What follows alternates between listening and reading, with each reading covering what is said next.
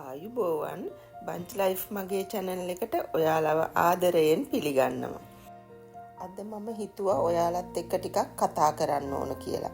මගේ ජීවිතේ මම පුරුදු වෙලා තියෙන දේවල්, මම කරන දේවල් මොනවද කියලා ඔයාලත් එක්ක ටිකක් share කරන්න ඕන කියලා හිතුණා. ඉතින් ඔක්කොටම ඉස්සෙල්ලා කියන්න ඕන අපේ බංච් ලයිෆ් YouTube පවුල subscribersලා 100 සීමාව ළඟා වුණා. ඉතින් මගේ වීඩියෝස් බලපු ඔයාලා හැමෝටම මේ ලබා දුන්නු සහයෝගයට ගොඩාක් ස්තුතිවන්ත වෙනවා හදවතින්ම.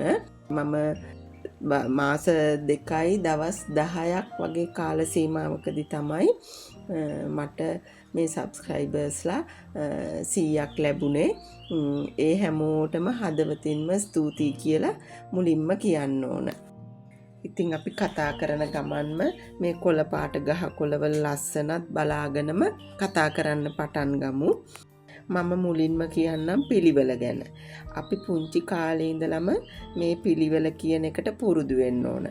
නැතුව අපි ලොකු වුණාම මේ පිළිවෙල කියන එකට පුරුදු වෙන්න ටිකක් අමාරු වෙනවා.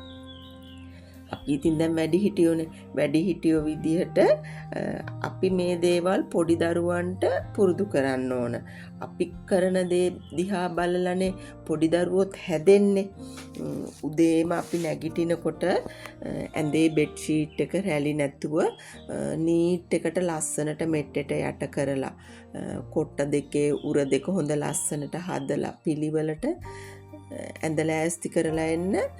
නැගිටලා එනකොටම දරුවන්ට කියන්න ඕන පුතේ ඔයාලා එළියට එනකොට මේ විදිහට ලස්සනට ඇඳ හදලා එළියට එන්න කියලා.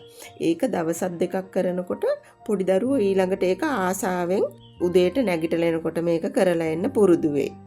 ඊළඟට තමයි අපි උදේ නැගිටිනකොට විශේෂයෙන් ඉතින් පාන්දරින්ම නැගිටින්නේ අම්මනේ. අම්මා නැගිටලා කුස්සියට යනකොට හරිම අමාරු වෙන්නේ යන්නේ. දවසේ වැඩ පටන් ගන්න. මම පුරුදු වෙලා තියෙනවා ඒකට විශ්වයට පහනක් පත්තු කරන්න. මම මේ පහන කුස්සියෙම තමයි තියාගෙන ඉන්නේ. මම ගිහිල්ලා කුස්සියට ගිය ගමන්ම ඒ පහන පත්තු කරලා රේඩියෝ එක දානවා. මම ඉතින් එතකොට හිතනවා මම විතරක් නෙමෙයි මුළු ලෝකයක් අවදි වෙලා ඉන්නේ. හරිම ප්‍රබෝධමත් ගතියක් දැනෙනවා. එතකොට හරිම හිතට නිදහසක් දැනෙනවා. එතකොට කුස්සියේ වැඩ ටික නිදහසේ අපිට සතුටින් කරගන්න පුළුවන් වෙනවා.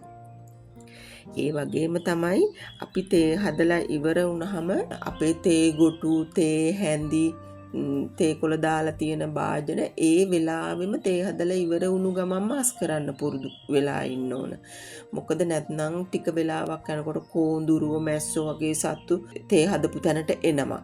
ඊට පස්සේ හූන වගේ අය එලවන්න හරි අමාරුයි ආවහම. ඒ නිසා ඒ ගමන්ම අපි තේ හදපු භාජන ටික අස් කරලා තිබුණු තැනින්ම තියන්න පුරුදු වෙමු. ඒ වගේම තේ හැලිලා තියෙනවා නම් එතන හොදලා අස් කරන්න පුරුදු වෙමු. එතකොට ඒව දිහා බලලා පොඩි දරුවෝ ඒකත් හැදෙනවා. ඊළඟට තමයි අපි කෑම උයනවනේ උදේට.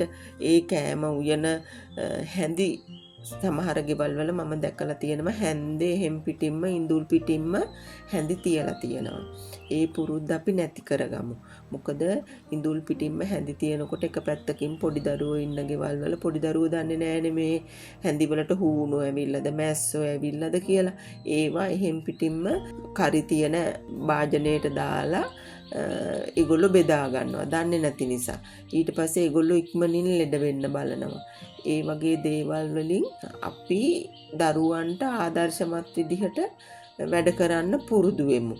ඊළඟට තව දෙයක් මම කියන්න ඕන මේ දේවල් ඔයාලා ගෙවල් වල කරනවා වෙන්න පුළුවන්. සමහර විට සමහර කෙනෙකුට අමතක වීමකින් මේ දේවල් නොකරනවා වෙන්න පුළුවන්. ඉතින් ඒ නිසා තමයි මම මේකත් ඔයාලත් එක්ක ෂෙයා කරගන්න හිතුවේ.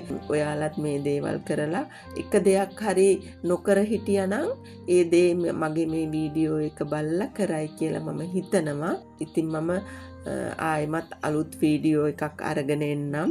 මගේ කතාව අහගෙන හිටපු මගේ වීඩියෝ එක බලාගෙන හිටපු ඔයාලා හැමෝටම ගොඩාක් ස්තුතියි. එහෙනම් ආයෙමත් දවසක හම්බ වෙමු. ඔයාලා හැමෝටම සුබ දවසක්. එහෙනම් මම ගිහින් එන්නම්. මම බංච් ලයිෆ්